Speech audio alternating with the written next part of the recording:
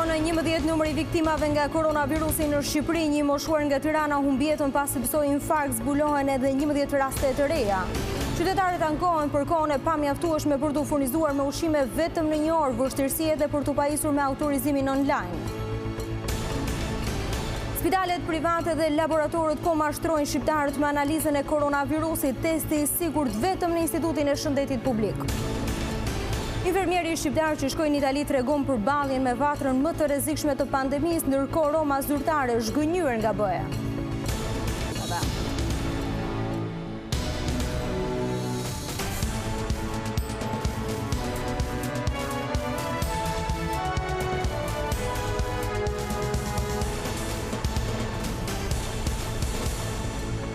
Përshëndetje zonja dhe zotrin, do t'jemi së bashku në edicionin informativ të orës 15 këtu në ekranin e televizionit kombëtar Vizion Plus.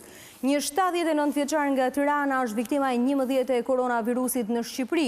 I moshuari humbi betejën me COVID-19 pasi pësoi një atak kardiak. Ndërkohë në 24 orët e fundit janë identifikuar 11 infektuar të tjerë. Rritet numri të vdekurve për shkak të sëmundjes COVID-19. Viktima e 11 është një 79 vjeçar nga Tirana. Pas 18 ditësh qëndrim në Spitalin Infektiv të Tiranës, ai humbi jetën nga një atak kardiak. Albana Fico, drejtore e Institutit të Shëndetit Publik, bën me dije se i moshuari voante nga sëmundje të tjera. 79 vjeçari me inicialet BH ndodhej prej 18 ditësh i shtruar në Spitalin Infektiv. I moshuari ishte përmirësuar ditët e fundit, por ndroi jetë nga një infarkt kardiak. Në këtë fillim jave numri të infektuarve me koronavirus pësoi një rënje të lehtë me 11 raste të reja. Janë testuar 90 persona të dyshuar, prej të cilëve janë konfirmuar 11 raste të reja. Brenda 24 orëve, pacientët që ndodhen në terapi intensive është shtuar me 1, duke i çuar numrin në 7. Në shërbimin infektiv ndodhen aktualisht 74 të shtruar, prej tyre 7 në terapi intensive, nga të cilët 4 janë të intubuar. Pjesa tjetër e të shtruarve në pavion vijojnë në gjendje të stabilizuar deri në këtë moment. Rastet e reja të identifikuar si pozitiv kanë rritur kurbën e të prekurve në Tiranë, Shkodër, Tropoj, Fier, Korç, por nuk është zgjeruar harta e qyteteve të prekura nga virusi. Tiranë 124 raste, Durrës 14, Lushnjë 4, Elbasan 5, Fier 23, Kavaj 4, Rogozhin 2 raste, Korç 14 raste, Vlorë 5 raste, Shkodër 7 raste, Lezhë 5, Berat 1 rast, Has 2 raste, Kruj 5 raste, Tropoj 4 raste, Puk 3 raste dhe Mirdit 1 rast.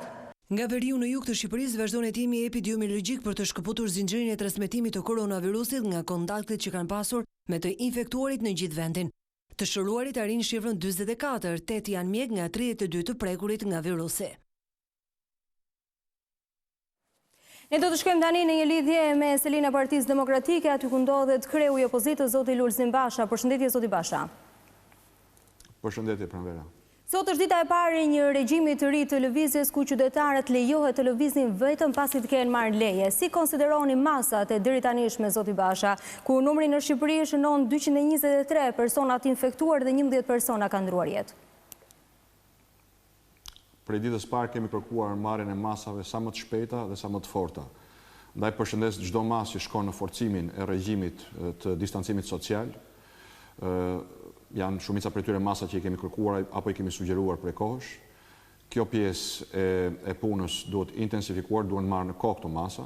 Ajo që mungon është mbyllja vatrave potenciale të infeksionit, siç janë fasonerit, call centers, fabrikat, ku akoma për fat keq nuk po përdoret autoriteti që qeveria ka me gjendjen e fatkeqësisë natyrore për të urdhëruar mbylljen e tyre dhe gjej rastin edhe përmes ekranit tuaj të përsërisë thirrjen time tashmë të përditshme, sepse çdo vonesë të drejtim mund dhe do na kushtoj jetë dhe shëndetin e njerëzve. Nga ana tjetër, masat mbështetëse akoma janë shumë prapa.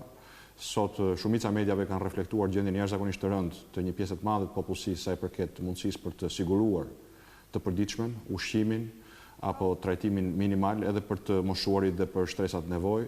Edhe këtu ka shumë vend për përmirësim dhe për të ecur shumë shpejt se që është ecur deri tani. Zoti Basha, para se ndalemi tek situata ekonomike në vend, qytetarët edhe ditën e sotme janë ankuar për kohën e pamjaftueshme për të furnizuar me ushqime vetëm 1 orë në ditë. Vështirësi edhe për të pajisur me autorizimin online. E konsideroni të drejtë vendosjen e kësaj fashe orari nga ora 5 deri në orën 13, mund të jetë kjo një mundësi për grumbullimin e më shumë njerëzve? Ka disa sisteme që mund të aplikohen. E rëndësishme është që ajo që shkruhet të zbatohet. Për shembull, ajo që kemi dëgjuar gjatë gjithë ditës sotme nga kontaktet tona, nga njerëzit që po monitorojnë situatën, është që aplikimi nuk ka funksionuar për një numër shumë të madh njerëzish. Dhe padyshim, kjo është diçka shumë e rëndë, sepse një gjë është të urdhërosh që njerëzit të dalin me autorizimin apo me vetë deklarimin, dhe një gjë tjetër është kur ata që kanë nevojë për të bërë shpenzimet e ditës, për të bërë pazarin e ditës apo për diçka dhe më urgjente, nuk arrin dot ta marrin autorizimin sipas aplikacionit dhe mbeten pak të shërbim. Kjo është e papranueshme. Prandaj çdo masë që merret duhet të jetë e zbatueshme. Nuk duhet të jetë thjesht deklarative, por duhet të jetë e zbatueshme. Në veçanti kur arrim në masa të tilla kaq shtrënguese, duhet të sigurohemi që qytetarët të kenë mundësinë të bëjnë atë që është domosdoshme në këto kushte të vështira, siç është për shembull pazari i përditshëm apo aksesin shërbimet elementare. Ka disa përvoja të suksesshme këtë drejtim, nëse shteti arrin të zbatojë ato, duhet i marrë këto masa. Nëse vihet re, fjala bie që aplikacioni nuk funksionon, atëherë masat e marra në letër nuk ndihmojnë, por dëmtojnë. Zoti Basha, shpërësimi i masave duket se ka mbyllur një pjesë të konsiderueshme të bizneseve në vendin tonë. Nëse kjo situatë zgjat, rrezikojmë një kolaps, ndërkohë që kam informacione nga bizneset të ndryshme të cilët kanë menduar reduktimet në mënyrë drastike të stafeve të tyre. Si zgjidhet situata ekonomike në Shqipëri? Qeveria është shumë vonë me marrjen e masave për të përballuar një front tjetër të kësaj lufte që është kriza ekonomike. Ne kemi më shumë se 2 javë, pothuajse 3 javë që kemi propozuar paketën tonë. Disa propozime janë pranuar, me vonesë, por janë pranuar. Unë kam përshëndetur pranimin e tyre, por nga ana tjetër nuk po zbatohen. Akoma nuk e dim nëse në fund të marsit njerëzit të cilët janë detyruar të mbyllen në shtëpi, qofshin këta të vetpunësuar apo punëmarrës tek bizneset, të cilat janë mbyllur dhe nuk janë gjendje të paguajnë pagat e punonjësve të tyre, do të kenë mundësinë të kenë minimumin etik të garantuar në kontot e tyre bankare. Dhe për këtë kemi kërkuar transparencë, kemi kërkuar që masat e marra dhe të shpallura të detajohen dhe njerëzit ta dinë kush përfiton, si përfiton. Deri tani nuk e kemi këtë.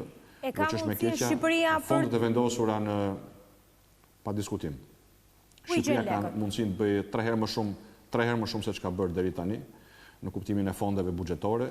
Dhe për këtë ne kemi treguar fare qartë se ku janë parat. 120 milion euro të cilat janë të buxhetuara këtë vit për 12 koncesione për 10 oligarkë, siç i njeh tashmë populli, duhet të anullohen menjëherë. Afro 40 milion euro në shpenzime operative duhet të ridestinohen menjëherë. Afro 100 milion euro në investime publike mund të ridestinohen menjëherë. Në vend kësaj shohim që vetëm në 10 ditë të fundit kanë shkuar afro 30 milion euro për beton. Betoni nuk është prioritet sot prioritet është shëndetësia, siguria e jetës së qytetarëve, shëndetësia, janë shtresat dhe nevojët të cilët po afrohen në një pikë vlimi ku nuk kanë më me çfarë të përballojnë të përditshmën e tyre, dhe është ndërtimi i mekanizmave për të mbrojtur ekonominë, të gjithë ekonominë. Biznesin e vogël pa diskutim, se është prioritet, është motori i ekonomisë, është shtylla kurrizore e ekonomisë, fermerët po kështu, por edhe punëmarrësit e mëdhenj. Sepse mentaliteti që biznesi i madh do ja dalë vetë, mos harrojmë, biznesi i madh me vërtet është biznesi i madh, por është edhe punëmarrës i madh. Ndaj masa duhet të jenë të vendosura, duhet të jenë të shpejta, sepse kjo, njësoj si fillimi i krizës infektimit, nuk pret. Në qoftë se i shkojmë nga mbrapa, atëherë dëmet do të jenë shumë të mëdha dhe do na kushtojnë shumë më shumë se në rastin se veprojmë menjëherë, ashtu siç kemi sugjeruar, ashtu siç kemi propozuar me masa konkrete, qoftë masat që do të çojnë shpërndarjen e parave dhe të subvencioneve tek faktorët e nevojë, qoftë në gjetjen e këtyre parave në një buxhet që me të vërtetë është lodhur edhe para krizës nga abuzimet dhe nga korrupsioni, por tani është koha për t'i dhënë fund dhe për të frenuar çdo shpenzim tjetër korruptiv dhe abuziv, në vend që të vazhdohet me shpenzime, siç e thash, 30 milion euro për beton, do të mjaftonin 2 muaj. Kush i ka marrë zoti Basha? 70.000 punonjësit e fasonerisë. Për të folur konkretisht kush i ka marrë? Me pak minimale mund përfitonin si? Keni emra konkret kush i kanë marrë këto qytetarët shqiptar për ta kuptuar? Po, i kemi bërë publike ne. I kemi bërë publike, besoj i keni transmetuar dhe ju. Po ju pyes tani konkretisht. Kush janë emrat të cilët kanë përfituar në këtë situatë? Jo, nuk i kam përpara, po të shikoni arkivin tuaj, do ta shikoni që janë bërë publike emrat.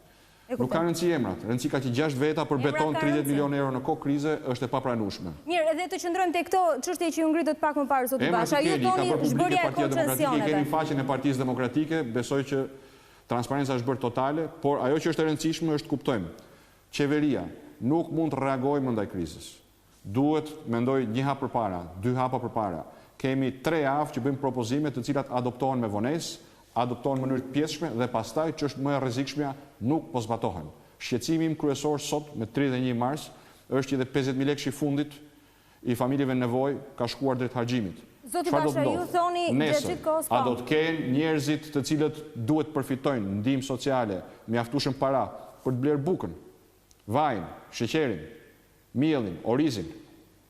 Sepse këto janë pyetjet që i bën vetes çdo kryefamiljare dhe çdo kryefamiljar i familjeve në nevojë, të cilat për fat keq sot përbëjnë 50% familjeve shqiptare. Dakor, zoti Basha, ju thoni zhbërja e koncesioneve. Ka një mekanizëm opozita se si mund të zhbëhen në këtë situatë koncesionet pa pasur një kosto ekstra? Mekanizmi është ligji për fatkeqësinë natyrore, ju jep të drejtën autoriteteve të pezullojnë çdo kontratë, jo me kontratët koncesionare, por çdo kontratë. Pra nuk ka asnjë alibi, ka vetëm mungesë vullneti dhe ka një tentativë për të rrëshqitur pyetjeve të dhimbshme. Natyrisht kjo është një përballje me shumë fronte, po pyetjeve të dhimbshme nuk mund t'i rrëshqasësh me propagandë. Pyetjet e dhimbshme sot janë çfarë do të bëhet me 300.000 shqiptarë që ushqeshin një herë në ditë para kësaj krize? Çfarë do të bëhet me mbi 50.000 njerëz mbi 50.000 familje të hequra nga ndihma ekonomike këto 4 vite, të cilët nuk përfitojnë nga kjo VKM? Çfarë do të bëhet me 50 deri në 70.000 biznese të cilët detyrohen të mbyllen, po dhe po qëndruan hapur sipas normativave nuk kanë xhiro, sepse njerëzit lëvizin me autorizim, të cilët nuk përfitojnë nga VKM-ja. Çfarë do të bëhet për sigurinë tani flasim, jo thjesht për çështjen ekonomike, me 70.000 kryesisht nëna dhe vajza që punojnë në fasoneri, apo në call centers të rinj, apo qoftë në fabrika, të cilat janë potencialisht vatra infeksioni dhe mund të zhbëjnë pranvera, mund të zhvlerësojnë çdo sakrificë që kemi bërë si shoqëri deri më sot. Lulzim Basha, po të ishte sot kryeministri i Shqipërisë, vendimi i parë që do të merrte, cili do të ishte? Do të zbatoja plotësisht protokollin e sigurisë për jetën e çdo qytetari. Do të urdhëroja mbyllen menjëherë të këtyre vatrave të infeksionit, do të vendosja mjaftueshëm para, të cilat buxheti i ka, por duhet të shkojnë aty ku ka nevojë. Këtë po bën Kosova, nuk ka nevojë të marrim shembuj të fryrë. 300 euro për... Këtë po bën Maqedonia e Veriut, këtë duhet bëjë Shqipëria.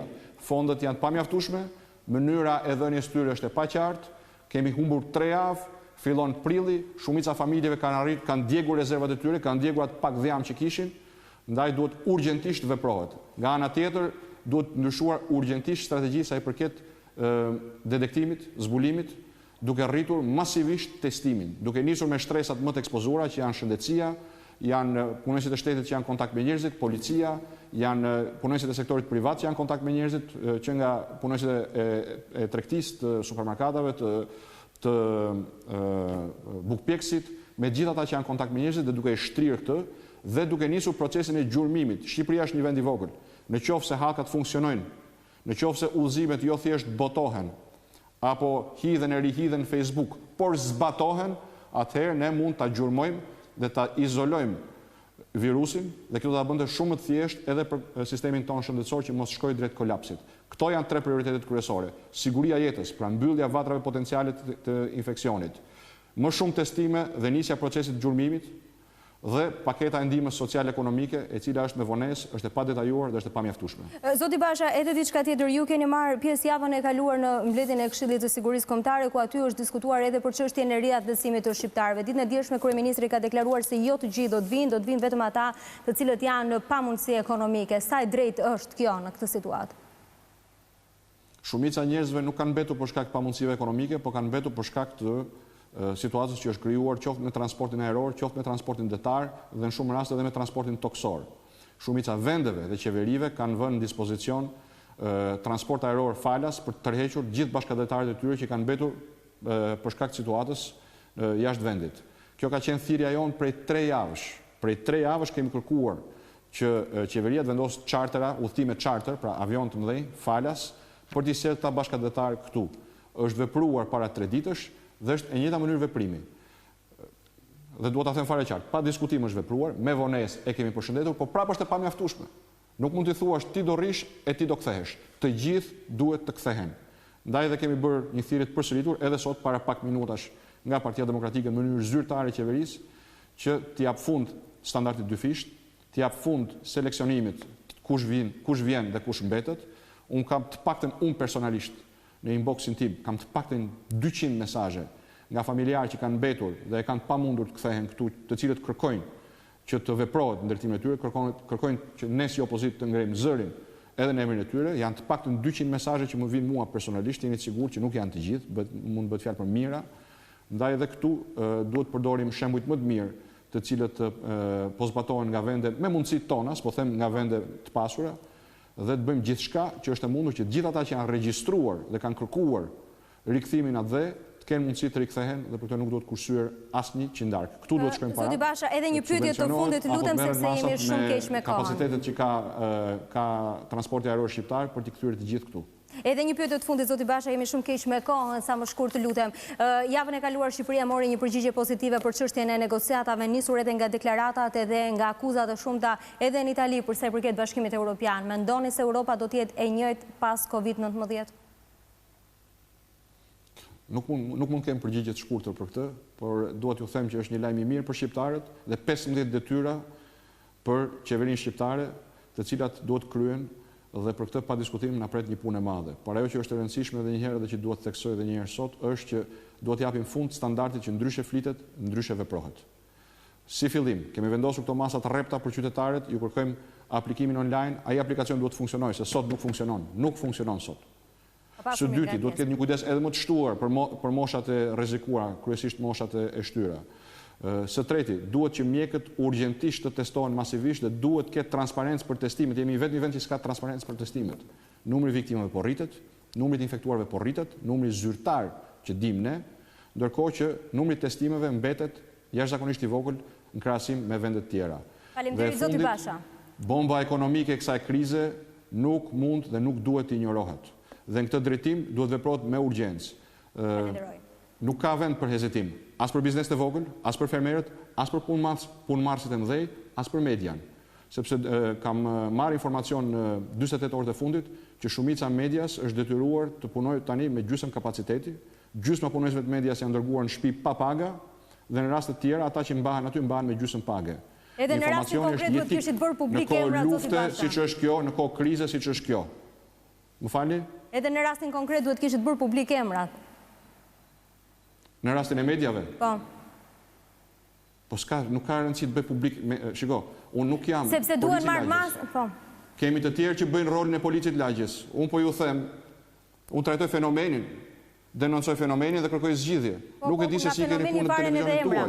Po ju a them me siguri, që informacionet që marrim janë që një pjesë e madhe e mediave kanë shkurtuar për gjysmë personelin, apo edhe më shumë, dhe kanë shkurtuar pagat. Dhe problemi që ngrihet këtu, dhe natyrisht kjo vjen sepse ekonomia ka filluar të kërcas dhe sponsorizimet që bën ekonomia në media kanë rënë. Problemi që vjen me këtë është nëse fillojnë mbyllen dritaret informative, këtë pasojë do ta vuajnë qytetarët dhe mungesa transparencës, mungesa informacionit apo informacioni njëanshëm është shumë i dëmshëm në kohë krize. Kjo është ajo që duhet të bëjmë. Po emrat jam i sigurt që nuk ka media që i ka shpëtuar kësaj.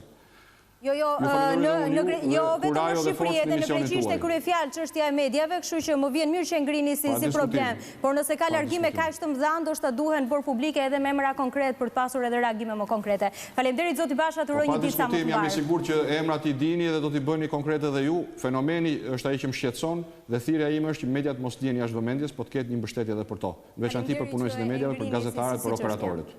Faleminderit edhe një herë. Kjo ishte gjithçka për këtë lidhje direkte me kreun e opozitës Zoti Lulzim Basha, vijoj me të tjera zhvillime. Nga sot lejohet të lëviz vetëm një antar i familjes për të bërë pazar, por qytetarët ankohen se koha është e pamjaftueshme për të përmbushur të gjitha nevojat. Një tjetër problem është edhe vështirësia për të siguruar autorizimin online. Këtë të hënë nisi zbatimi i rregullave të reja për lejimin e lëvizjes vetëm të një antari për çdo familje. Leja merret online nëpërmjet platformës Albania apo me anë të SMS-s. Por qytetarët ankohen se autorizimi për një orë nuk është i mjaftueshëm për të bërë pazare dhe për të kryer shërbimet e nevojshme. Duket e pakuptimt, Që nuk funksionon asgjë njëherë sistemi fare. As bëj fjalë që të futesh edhe ishte jashtë shërbimit çdo gjë. Komplet gjitha ato ne që mundojnë morë me autorizim janë gjitha të zonme. Antari i familjes mirë është, por çfarë bëjmë që jemi këtu në radhë. Tu ka orari. I orë që është, kemi ka 2 orë. Unë jo leko, Maria, du me apliku njësa radhës. Për këto do e në një metë. Punën që të bëjmë? Duhet lënë më shumë kohë, sepse normalisht duke mbajtur radha në çdo vend ku shkon, sidomos për bankat ose këtu, janë shumë problem. Edhe më të vështirë kanë familjet në nevojë, të cilat nuk mund të përballojnë jetesën në kushtet e izolimit. Kam qenë njerëz që presën në radhë me 2 invalid. Pensioni validiteti. Te shtëpia as ndihmë as sen, nga shtëpia mos dil, këtu në bankët vil nuk t'i japin lekët, se son maska dhe dorashka me çati blenje. Unë kam dhe portalin e Edi Ramës që kam fol. E kësa më sjellë mua gjej maska, gjej dorat. Ku t'i gjej? Ka farmacia, 1, e 2 kam leku me i blet 2. Nga ky rregull përjashtojnë të moshuarit, të cilët nuk duhet të dalin nga shtëpia, pasi do të furnizohen me ushqime nga emergjencat. Ndërkohë, gjatë 24 orëve të fundit, policia e shtetit i ka hequr patentat 8 shoferëve që nuk kanë respektuar oraret e lëvizjeve, ndërsa janë dënuar me gjop 10.000 lekë të reja 157 këmbësor. Gjithashtu një person u gjobit 500.000 lekë, pasi theu urdhrin e policisë dhe u fut në urgjencë për të takuar një të afërmin e tij. Edhe në qytetet e tjera të vendit, shumë njerëz zgjodhën të dalin nga shtëpia pa e marrë lejen e posaçme, ata nxituan të kryenin pazaret apo pagesat e faturave, madje në Durrës pati edhe protesta për mbylljen e tregut agro-ushqimor. Ndose nga kjo e hënë, vetëm njëri prej familjarëve autorizohet për të dalë gjatë fashave të orareve të lejuara nga qeveria, në shumë qytete ky urdhër nuk është zbatuar. Në Fushkryq qytetarë të shumë të grumbulluan pranë filialeve të bankave. Një pjesë e tyre ishin pa maska dhe pa doreza, ndërsa nuk e respektuan as distancën nga njëri tjetri, pavarësisht këshillave të uniformave blu. Lëvizje të shumta u shënuan edhe në rrugët e qytetit, ku nuk munguan qytetarët që shfrytëzuan ditën për të bërë shëtitje, pavarësisht rrezikut nga Covid-19. Më të pakta ishin lëvizjet në Durrës, aty ku shumë qytetarë duket si janë mbindur urdhrit të qeverisë për të marrë autorizim, donse nuk kanë munguar as indiferentët. Kam ardhe nga ora 11 deri në orën 12, kam të konfirmuar me celular. Komunën e bashkisë kam invalid të shtëpi. Ja, në na këtu përgjigje policia. Kemi marrë, nuk më intereson ajo punë fare. Por krahas lëvizjeve në qytetin bregdetar nuk munguan as protestat. Tregtarët e tregut agro-ushqimor kundërshtuan vendimin e bashkisë për mbylljen e përkohshme të tregut. Aty ku administrata bashkisë ka bëmen me na çunë se tregtar, në rrah par nuk kemi higjienën tonë, nuk kemi banjo ku të shkojmë. Ne këtu kemi paguar gjithë taksa se në çdo gjë më burr. Se më çu atje mund tani pa banjo, pa gjë, pa se në kupton. Edhe vinë rrobat atje. Ku e mësuan atje, e mësu këtu. Mbyllja e tregut sipas autoriteteve u bë për të shmangur grumbullimet, por kjo nuk është marrë parasysh nga tregtarët. E njëjta panoramë u regjistrua edhe në Elbasan e Dibër, aty ku të vetmet lëvizje në rrugë kanë qenë ato të moshës së tretë. Nuk kam internet, nuk ditë të dashur. Të jashtë, ku ta mbajmë mësim? Ndërkohë edhe në Korçë, Berat, Vlorë e Lezhë, edhe pse lëvizjet kanë qenë më të pakta, nuk kanë munguar qytetarët që kanë qenë të papajisur me autorizim. Prej disa ditë shumë qytetarë kanë rënë pre mashtrimeve për testin e Covid-19, spitale dhe laborator privat marrin shumë të mëdha parash me pretendimin se bëjnë analizën për koronavirusin në një kohë të shpejtë, por autoritetet shëndetësore deklarojnë se i vetmi laboratori certifikuar është ai Instituti të Shëndetit Publik.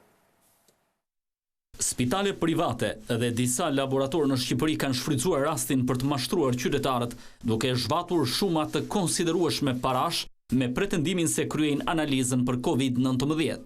Në fakt, testi për të vërtetuar nëse një qytetar është i prekur ose jo, bëhet vetëm në laboratorin e Institutit të Shëndetit Publik.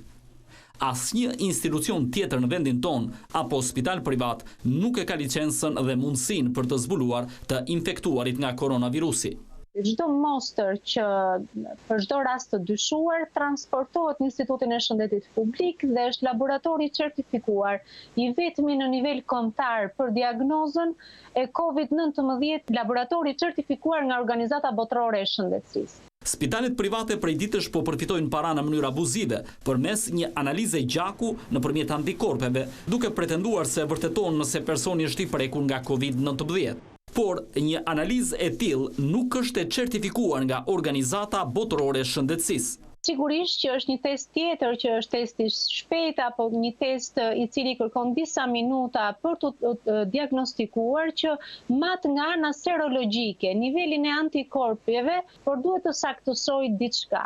Organizata Botërore e Shëndetësisë licencimin për të testuar të gjithë rastet të dyshuara e ka në kuadrin e PCR-s me tampon nazofaringeal. Testet e tjera janë akoma të pacertifikuar nga Organizata Botërore e Shëndetësisë. Shefja e gjurmimit epidemiologjik Eugen Atomini thekson se i vetmi laborator që ka tagrin për analizën e COVID-19 është në Institutin e Shëndetit Publik dhe askush nuk duhet të bjerë pre e mashtrimeve. Asnjë laborator tjetër privat nuk e ka mundësinë për të konfirmuar një rast të dyshuar si rasti konfirmuar nga ana e testimit laboratorik. Pra e ritheksoj, laboratori virologjisë në Institutin e Shëndetit Publik ka ekskluzivitetin për të dhënë diagnozën konfirmuese aktualisht që flasim. Qytetarët në panik për të parë nëse janë ose jo të prekur nga koronavirusi janë drejtuar spitaleve private duke paguar shuma të mëdha. Qari Korab Gjana është pjesë e grupit prej 30 mjekësh dhe infermierësh shqiptar që kanë bëritur në Itali për të luftuar koronavirusin. Riu ka rrëfyer për Vizion Plus arsyet se pse vendosi të shkojë në zonën më të nxehtë në Lombardi. Korab Gjana është njëri nga 20 infermierët që nuk e mendoi dy herë për t'u bashkuar ekipit të bluzave të bardha në ndihmë të kolegëve në Itali. Thjesht na lajmëruan dhe unë dhash aprovimin tim direkt. Arsyeja pse zgjodha të shkoj në pikun e kësaj pandemie ishte sepse të përfitoj më shumë eksperiencë nga Italia, në qoftë se do na duhet në Shqipëri e para, dhe e dyta, profesioni jonë është një mision dhe gjithmonë në vështirësi duhet të tregojmë veten. Edhe nuk jam nis fare për pagesën. Është 26 vjeç nga Kuksi dhe deri para sa të nisej me mision në vendin Qinj, ishte një nga infermierët e Spitalit Universitar në Tereza. Tashmë profesionin e tij do ta ushtrojë në rajonin më të goditur nga pandemia në Lombardi. Si e pritën familjarët e tu këtë fakt, Korab? Kjo ishte pjesa më vështirë e imja, sepse unë kam mamane dhe ajo refuzoi totalisht mos të shkosh, por luftova gjithë ditën, një ditë përpara që t'jam mbush menjëherë për të ikur. A ke komunikuar me mamin? Është një çik edhe me shëndet një çik pak e ca problemet e veta dhe me thonë të drejtën komunikoj gjithë ditën, kur futem në internet gjej minimalisht 30-40 thirrje nga mami normale. Pas janë prezantuar me kolegët italianë, janë njohur me mjedisin dhe me situatën atje. Korabi dhe kolegët e tij fillimisht nuk do të jenë vija e parë përballjes me mijëra të infektuarit në Italinë fshinje. Në fillim ne do jemi linje e dytë, jo linje e parë. Do të thotë kolegët tanë italianë do na shpjegojnë edhe do të na ndihmojnë se si të procedojmë, sepse përballja direkte me pacientin mund të na çojë një gabim i pafalshëm. Kështu që ne do jemi gjithmonë linje e dytë për një javë minimalisht, pastaj do të japim ndihmë si gjithë kolegët tanë italianë. Ti si bluzë e bardhë e ke marrë përsipër këtë rrezik? Ne kemi shkuar në një luftë kur armikun e dim se kush është, por nuk e shikojmë, që do thotë jemi të sulmuar në çdo kohë. Italia ka akuzuar Bashkimin Evropian për neglizhencë në trajtimin e krizës së shkaktuar nga koronavirusi. Kryeministri Giuseppe Conte ka kërkuar reagim të menjëhershëm nga të gjitha vendet anëtare të Unionit në përballimin e situatës.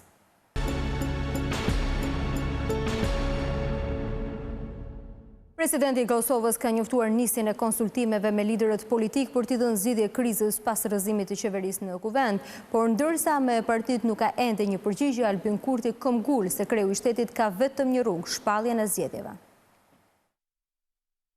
Duke filluar nga kjo e hënë, presidenti i Kosovës, Hashim Thaçi, ka paralajmëruar nisjen e bisedimeve me partitë politike në vend për formimin e qeverisë së re, duke theksuar se duhet të shmanget mundësia e mbajtjes së zgjedhjeve të reja. Kreu i shtetit u takua paraprakisht me ambasadorët e Francës, Gjermanisë, Italisë, Mbretërisë së Bashkuar, Shteteve të Bashkuara dhe Bashkimit Evropian. Pas takimit, Thaçi u shpreh se do të bëjë zgjedhjen e duhur për të nxjerrë vendin nga kriza. Si presidenti i Republikës së Kosovës do të vendos për opsionin më të mirë për të dalë nga kjo situatë. Kosova ka nevojë për një qeveri që do të sjellë stabilitet, unitet sa më të madh politik dhe qytetar, që do të jetë gjithëpërfshirëse dhe e orientimit të qartë euro-atlantik. Nga ana tjetër, lëvizja vetëvendosje ka deklaruar se pas votimit të mocionit duhet të mbahen zgjedhje, por pasi Kosova ta ketë kaluar pandeminë. Kreu i shtetit këtë javë pritet të ftojë në takim për konsultime të gjithë liderët e partive. Nënkryetari i LDK-s, Lutfi Haziri, tha se ende nuk dihet nëse kjo parti do t'i shkojë në takim presidentit Thaçi, përderisa ende nuk ka ftesë zyrtare. Edhe nga Partia Demokratike bën të qartë se pa e marrë ftesën nga presidenti, nuk mund të thonë nëse do t'i përgjigjen pozitivisht ose jo. Ndërkohë, nga nisma socialdemokrate kanë konfirmuar se do të marrin pjesë në konsultime. Kryeministri në detyrë Albin Kurti përmes një postimi në Facebook ka thënë se presidenti Thaçi duhet të mendojë për datën e zgjedhjeve para se të kërkojë emrin e kandidatit nga vetvendosje. Kurti ka kërkuar që qeveria e tij të vazhdojë punën deri në kalimin e situatës së koronavirusit. Për lëvizjen vetvendosje, deklarata e kreut të shtetit është antikushtetuese dhe se vendi pas pandemisë së Covid-19 duhet të shkojë në zgjedhje. Pas votimit të mocionit të mosbesimit në kuvend, Shtetet e Bashkuara të Amerikës dhe Bashkimi Evropian kanë kërkuar nga liderët politik në Prishtinë që të veprojnë në përputhje me kushtetutën.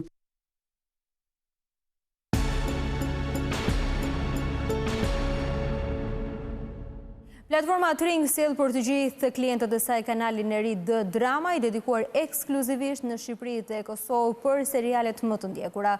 5 tituj premier do të transmetohen çdo ditë në Tring, duke plotësuar të gjitha pritshmëritë e publikut.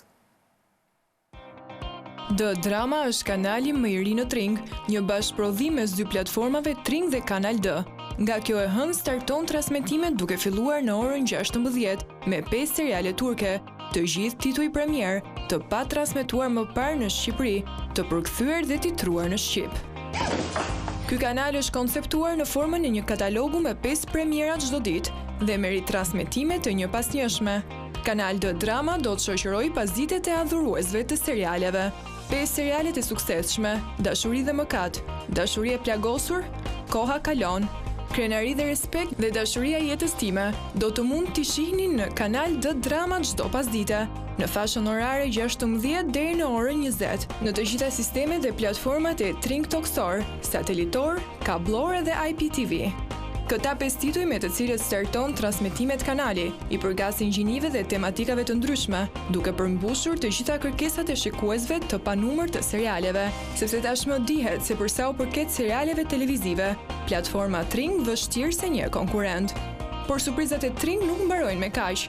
Ky kanal do të jetë 7 ditë free për të gjithë shqiptarët. E gjithë kjo risi në Tring synon të sjellë sa më shumë buzëqeshje në familjet tuaja. Zonja dhe zotrin, kjo ishte gjithçka përgatitur për edicionin informativ të orës 15. Për më shumë informacione dhe në çdo kohë mund klikoni në adresën tonë të internetit si dhe në faqen tonë në Facebook. Bashkë ndajemi këtu, mirupafshim.